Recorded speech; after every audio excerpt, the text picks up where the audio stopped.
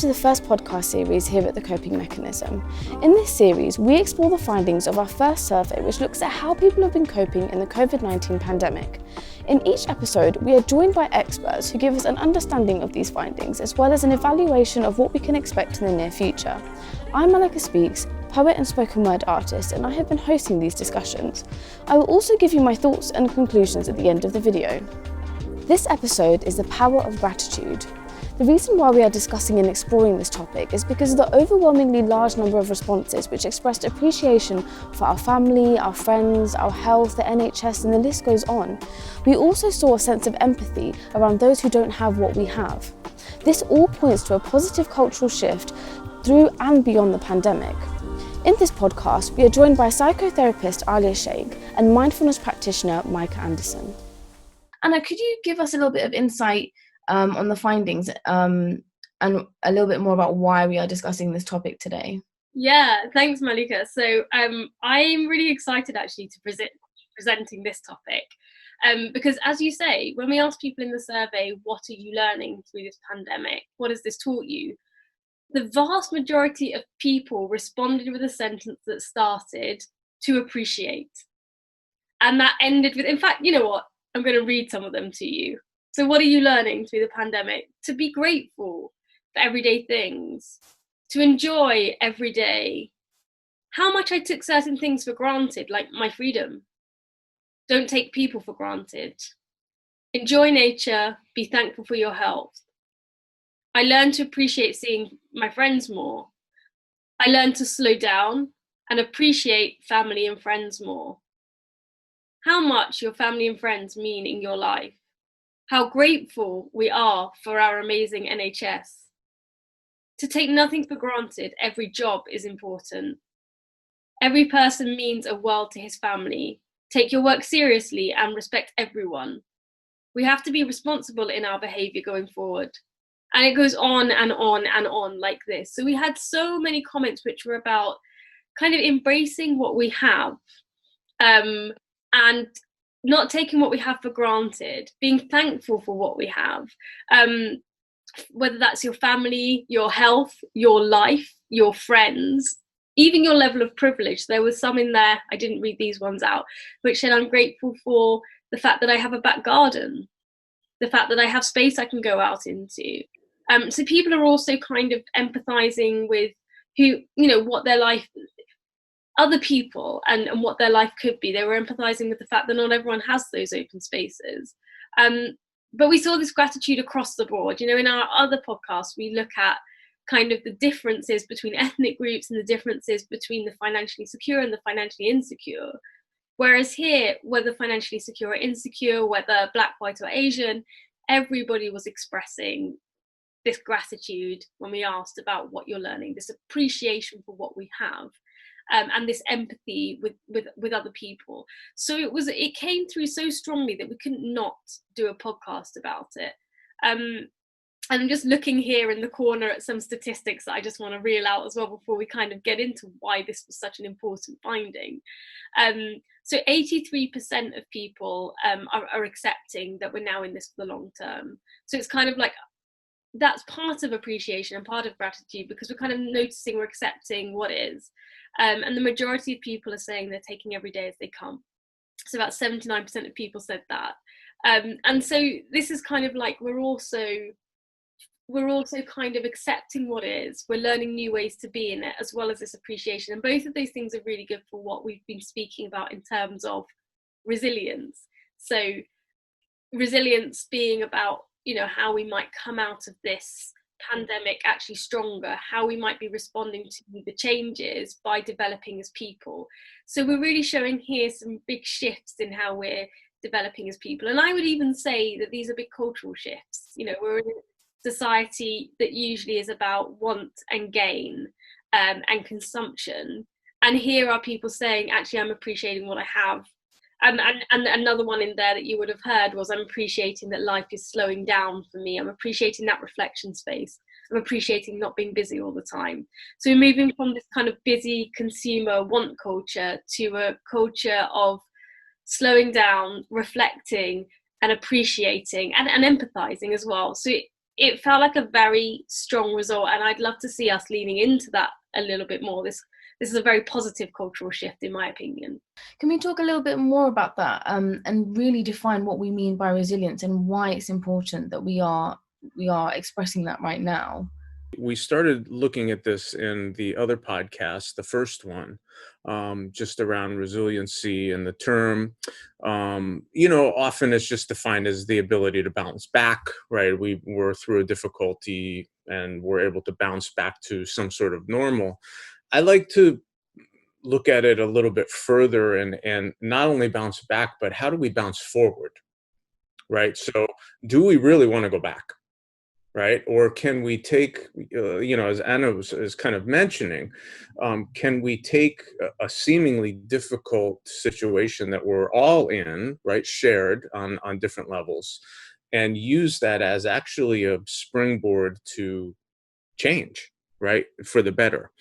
So for me, resiliency has a flavor of that, not just going back, but moving forward. And we mentioned this concept of post-traumatic growth, right? After trauma, upwards of 70%, if they have the social support, different resiliency factors, right? Spiritual or religious resourcing, physical exercise, blah, blah, blah. There's a long list of kind of resiliency factors that go into that. Upwards of 70% actually are able to take traumatizing or stressful situations and then maybe improve upon themselves in that. Ali, I don't know if you have anything you want to kind of throw I think around this area, I think the most important thing is that it is used in a positive sense, because sometimes things around resiliency can be then used in a way which is like, okay, communities are resilient and therefore off you go. And I think that's not what we want to be doing. We want to be supporting continually and helping people continue to grow, because often then what happens is, right, we think you're resilient enough, therefore you go ahead and do things, or we don't fund things, or we don't support people, whereas that's not long-term sustainable. And that's, I think, a really, really important area. And then also within that, like making space for people who might not have had maybe the grounding or the secure base in the first place, may be more vulnerable, and might need more input or resources to help them to get to that level where they do feel resilient themselves as well. And then to have everybody on the same sort of page, or at least sort of that there's spaces for people at whatever level they're at, because not everybody will have the same level of resiliency or resourcing around them in order to help them go forward. Can I add one thing on that? I love that point. And I think maybe framing resiliency as a process, right, that we're always in, right? It's not like we kind of like, I read the book and I nailed it and now I'm a resilient person, right? As we know with many things, right, there's ups and downs, peaks and valleys, right? So I think resiliency is the same way. There's certain days where I feel much more resilient than others, right? I think that's part of the process of resiliency. So I appreciate, you naming that. Yeah. Thank you. Just putting it a little bit back towards gratitude. Can we define gratitude? Like, how do we recognize gratitude and how do we express gratitude? So I think, it's a good point. So I think in our results, the way that gratitude came through was kind of, it was I would almost put it a radical appreciation of the now. And what I mean by that is people kind of sitting in the now and saying, okay, things have changed. My life isn't what it was a few months ago. Things have changed for everyone. I'm now going to almost take notice of the things around me a bit more. I've stopped and I'm going to take notice of those things. And when I take notice of those things, I feel a certain contentment about those things. And I also notice things that I have that others don't, and I feel an empathy towards them. There's sort of like, in that contentment, I can always also recognize the other. So that, I think that's another kind of expression of gratitude. Micah, you previously mentioned the importance of active gratitude. Could you talk about that a little bit? Yeah, the way, so gratitude for me is like it's a felt sense. It's a feeling that we have in our bodies when we recognize, like Anna just pointed out, when we pause, when we start to notice, and we recognize things that maybe we wouldn't have recognized under normal circumstances, right? I like to think of, and we've been kind of using the term appreciation as well, right? So for me, I like to look at appreciation as the act of birthing gratitude, if that makes sense. So gratitude is this thing that I feel internally. I'm grateful, right? I may even tell people I'm grateful. But when I start to lean into actually telling others, for example, how much they mean to me, right? Or actually expressing appreciation for things, right? It could be expressing appreciation for a beautiful day, or expressing appreciation to a friend that I do have the privilege to be able to work partially from home, right? But I think there's something about naming it that's, for me, important, because it's actually, then it's making it relational, if that makes sense. We're starting to connect with others with this bubble of gratitude, so to speak. So there's appreciation, and then, as Anna pointed out, it's connected. I think that's connected to empathy, right? Because then when we can start to connect with others, we start to enter a deeper state of attunement, in a way, right? With other people, with people around us. Yeah. So there would be a few thoughts I have on that. Aaliyah, did you have any thoughts around this concept of active gratitude? Absolutely. I mean, I would just I guess, draw on what Micah and Anna have said as well. But I guess in terms of sharing my own thoughts on this, I do think it's a shift from an unconscious space to a conscious space. Maybe that's also awareness, but sometimes like being so consciously aware, because then you're engaged, you're connected, you're in touch with reality. And it's easy to lose sight of all these things when we're consumed by anxiety, worry, and fear. And just bringing yourself into a sense of like almost out of that space, but then actually but also embodying it at the same time. So, like Micah said, when you then, take that next step of I appreciate you, I appreciate this in my life, or I recognize this, and then you're having the manifestation of that externally, and it's then visible within relationships, within things, and the more and more we're grateful, it comes back to us as well. I'm going to give you a small, very small example that happened today that I thought about for this podcast. Actually, there's a majestic fig tree in my next door neighbor's garden, and we happened to be outside, and they shared some with us, and it was also people who don't live there, but they come and visit, family members, and we've not even spoken to them before. So that was one thing. They shared some with us. And then I thought, oh, they're so nice. Like, it's not something you get, like that, like very fresh from, So then I thought, like, oh, I'll share it with my neighbor. And I thought about it as sharing something that you actually love and would like to keep with someone is like on another level than something that you don't even mind. Then what happened was 5 minutes, not even 5 minutes later, she came out with a basket full of 6 different vegetables and fruit that her husband had picked up from the market, and then I've given it to someone else. And I was like, whoa, like, because we were talking about this just yesterday, I was just thinking like how that circle of things happens, and it makes people feel connected, cared about, thoughtful. It makes you want to do more for others.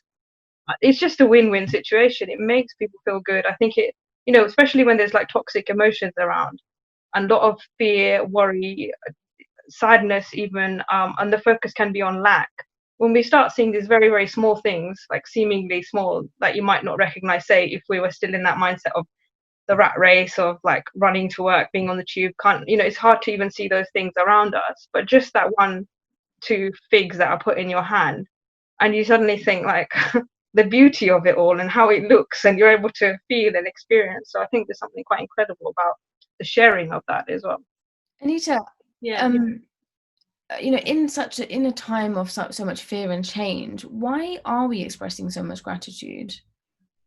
Well, yeah, this is a really interesting one. So, we did another podcast that we called the COVID conflict, and it kind of explores a little bit the kind of contradiction of, on the one hand, we are blaming and scapegoating a lot, but on the other hand, we're kind of appreciating and empathizing massively, and they're both kind of, what I think Micah would refer to as anti-trauma responses. You know, we've had a trauma, our normality has changed. So what we mean by trauma is safety removed or normality taken away. Safety removed is how Micah defined in the other podcast what trauma is. So our safety has been removed. We're in a new normal, and there are different ways in which we can adapt to this. And one of them is gratitude. One of them is slowing down and reflection, which is we refer to as spiritual resourcing. We're reflecting, we're seeing the bigger picture. And gratitude comes in that spiritual resourcing. And that really, really helps us to kind of notice what we didn't notice before. When we notice what we didn't notice before, we find new ways of surviving. It's a really good survival skill. But on the other hand as well, you know, one of the things that we can do in response to that change, that trauma, is to kind of deflect and blame someone else for it, because then we don't have to deal with it.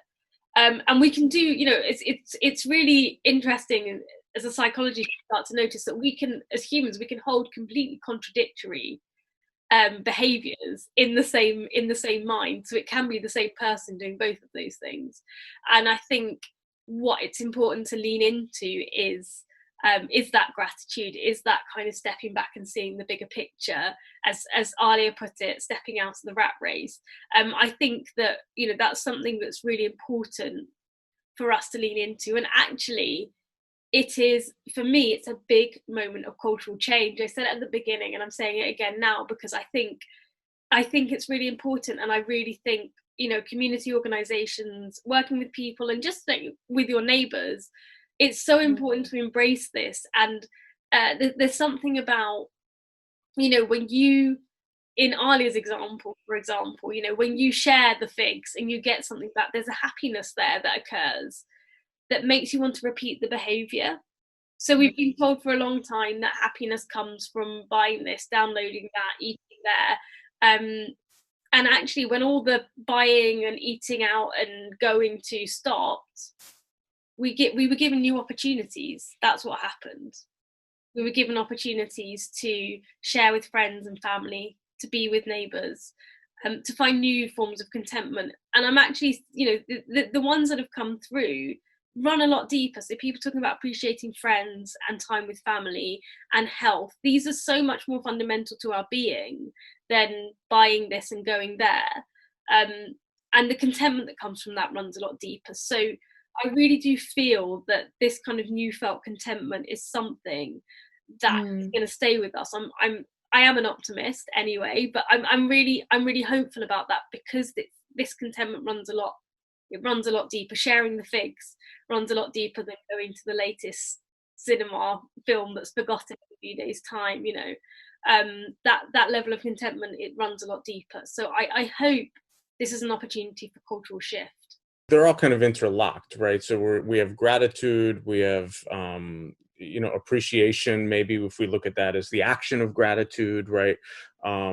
We've got empathy, that I think is a result of connecting with others, right, on that deeper level, like sharing figs and sharing things with neighbors or people who we normally wouldn't.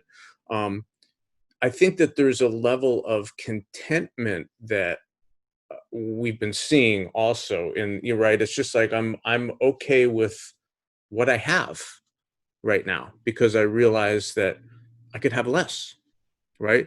And it's important, I think contentment is then connected to acceptance, right? So it's like we name that in the beginning, right, on that therapeutic continuum, if we talk about awareness, acceptance, change, right? So contentment, I think, it mirrors, it's in there with that acceptance piece, I think. So, you know, and it's important to note too that contentment or acceptance doesn't mean that we don't want change to occur, right, in our cultures, in our societies, in our own selves, right?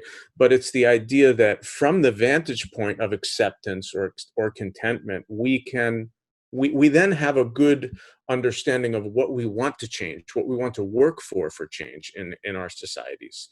So that's a little bit. I don't know, Ali, if you have any other thoughts on that, or just I guess a little bit on that, what we were talking about the other day in terms of the for people who may be going through like really hard time or be in maybe abusive situations, to that the acceptance is a different, it's, you know, it's a different thing that we're talking about here, because sometimes it can be read as if I just accept things, if I'm just grateful, therefore, or people will say that to people, like, if you're just grateful, if you just accept things, then it'll make your life easier. And to understand the context within which people use these kind of statements as well, it's really important, and how it can be used beneficially for the individual for their own resourcing, like you said, but at the same time to affect change. And I also feel that, I think if we think, I mean, I don't know what everyone else thinks, but in terms of the fear aspect, that was, you know, we all have to a degree, whether it was prior to COVID, or, you know, fear of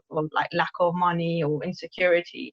I think where things are built on a space of insecurity, there's fear. And I think where there's almost like this unseen enemy of the, as the wordings that have been used politically, of this sort of this tiny little virus that we can't see, it's almost like people have kind of formed a collective in reality with those around them against this, rather than, you know, being in that state of, you know, everyone else is the other, or, you know, we're like different communities and we stay, but actually people have seen common humanity.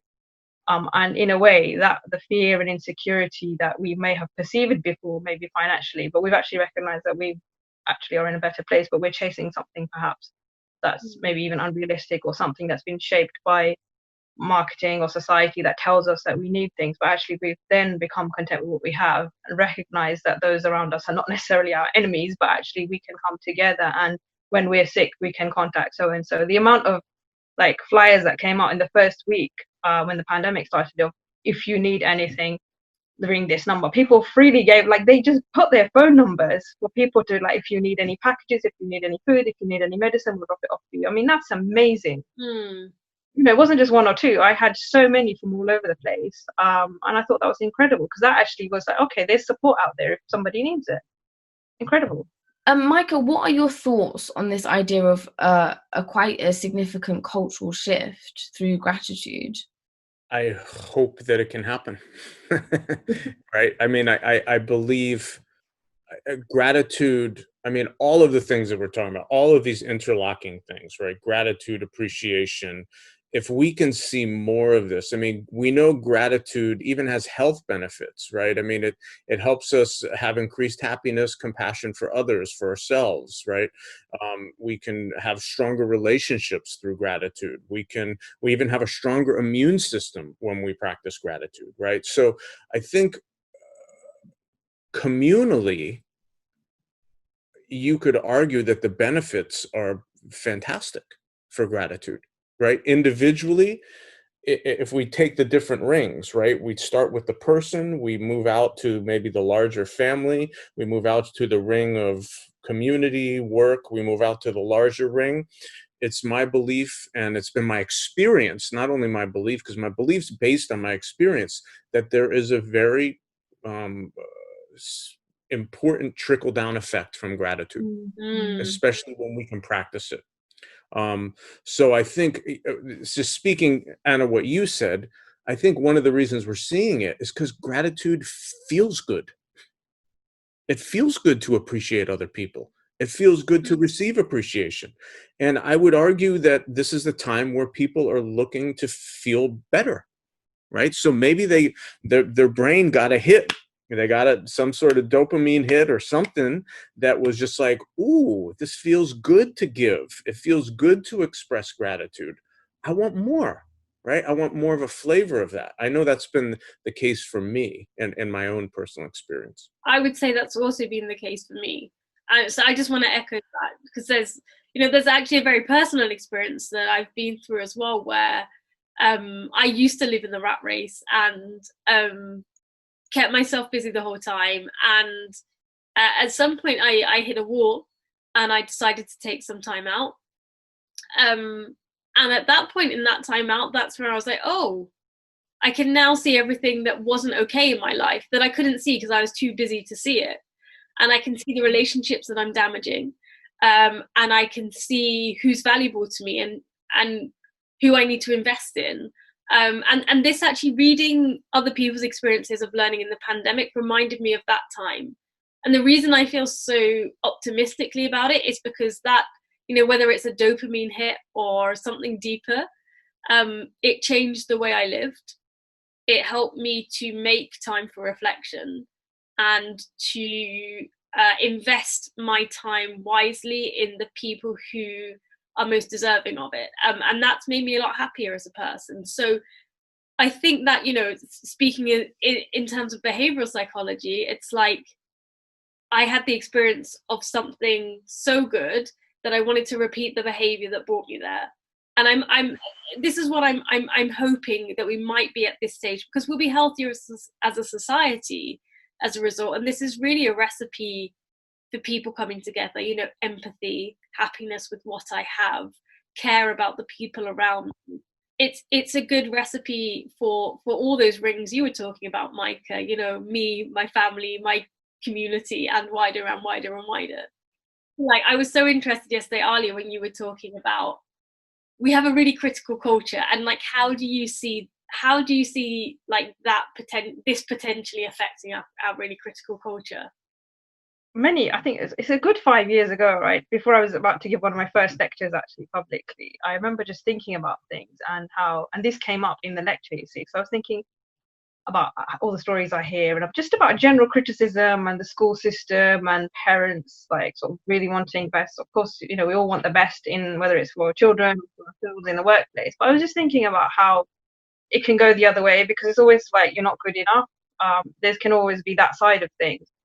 And and also just even academically and other things I've seen, or just out there, like, you know, you see people almost waiting for papers or videos to come out. You see on all these comments and things, just so they can like criticize.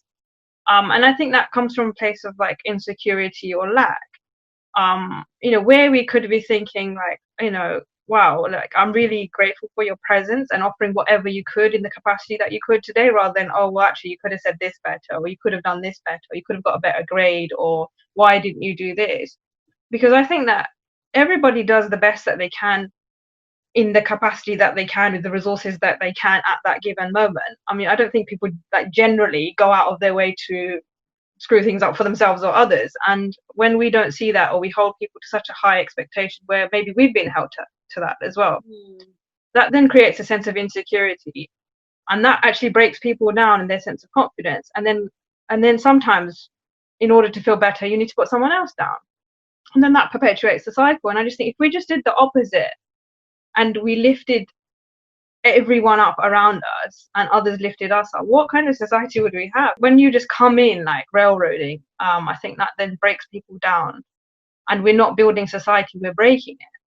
So we need to think about, like, do we leave a legacy of trauma or a legacy of gratitude and healing? I mean, I think ultimately a good leader is someone who's, I don't know if I mean, the word may have other connotations, but a good leader is someone who can serve the people that they are leading. And you need to be like there with people. You need to do everything that you can to make them be the best that they can, and that in itself will make you the best that you can be, I think. Make sure that you're making room in organizations, in families, in communities for active participation and gratitude and appreciation, right? It's just like lean into it, right? You've got to, it's a practice. And in order for us to be more skilled at the practice, we have to practice it. Right? So gratitude is a practice that we have to be involved in. So I might go in that direction a little bit. I don't know, Ali, if you have any thoughts, or anybody else. I was actually just thinking of a personal like example, as somebody, like, when I was in a lot of pain for about 6 years, I was in solid pain day and night, and I found it very irritating when people said they like do gratitude journals and do that. Like, I was like, but I'm like, yeah, so but actually it's been the thing, one of the main things that's actually helped me so much. And that has shifted, but it takes a journey, and it also takes recognition. And the reason why I'm saying is, if somebody said to me about gratitude when I was in that pain, I just have no idea what it's like to be in pain. So I'm thinking about people who might be listening to this that have been through abuse, that are suffering, that have got illnesses and pain. And that bit where people are like, well, you know, because it does feel like people are telling you to be grateful, but you're like, I'm dying in pain. Like, how do I do it? But actually, when you are like, well, at least I can sort of breathe right now, at least I can see, you start actually seeing other things, and your pain focus shifts, or you're like, well, down to, I then started doing it every day, like more like after every prayer, like to the point of I'm grateful for the internet connection that allows me to connect to people. I'm grateful for the pipes that are under my floor that provide the water, and to like a really deeper level, that everything became like. And also for me, faith-wise, like understanding Ibrahim Islam's story, and that Allah said, if you're grateful, I will increase you, and there was no limit to it. It's just I will increase you, and understanding that from a faith perspective as well, and then wanting more of those blessings, and just like it just created like a snowball shift over time. That for someone who was probably in complaint mode of pain all the time, like I'm in a very different place, and it was gratitude that led me there. That in the first place, I was like, what are these people talking about? And I think kind of, yeah, you've both kind of set up a point, I think that I think is quite important. It kind of goes back to the sort of leaning into reflective spaces. So as we go forward, there is going to be this tension, there already is, between going back to the way we were or staying with what we're starting to feel and notice is feels okay, feels good, right? So the tension between going back to work as normal, going back to consumption as normal, or the kind of slower pace of life, spending time with closer friends and family, and kind of appreciating what's already there. I think the reality is that there'll probably be a bit of both, because there might be people who want to forget about it, suppress it, or ignore that what's happened and just get on with it because it was so scary on a level, or just the recognition that you could lose loved ones, you could lose everything that you have. A lot of the times we've taken for granted, like we said, the pipes under the floor that provide the water and gas and all these things. But actually maybe it's too painful, and then having a space where you can sort of still stay in touch with those, like you said, in community organizations, in families, in workspaces, of like recognizing that trauma and being conscious of that, so that it doesn't actually then manifest in another way, in another behavior that's unhealthy, or it doesn't get sidelined or projected into relationships or anger or something else that comes out that's not healthy, but actually it's rooted in having suppressed this. And then there'll be people who want to push back, that like, no, actually we've lived a different life now, this is what we want to do, like maintain going forward. So it is about, maintaining the balance. That's what you've spoken about there, is also empathy, right? So that's practicing empathy. What does the person need? Do they need to have recognized that this time was hard for them, and that maybe reflective spaces are difficult for them to be in because the time was so hard? Because that's also true. Or does this person want to stay in that reflective space? And that practice of empathy in itself is kind of, it comes from appreciation of other people, doesn't it? I think that's a really good point.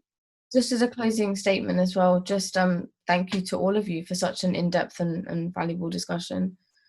Yeah, thank you for the space, and for like respecting or valuing our opinions as well, and just giving us the space to talk, or inviting us to. They're just a few thoughts anyway. I hope it's of some value to someone out there. Yeah, thank you all. Lots of gratitude and appreciation.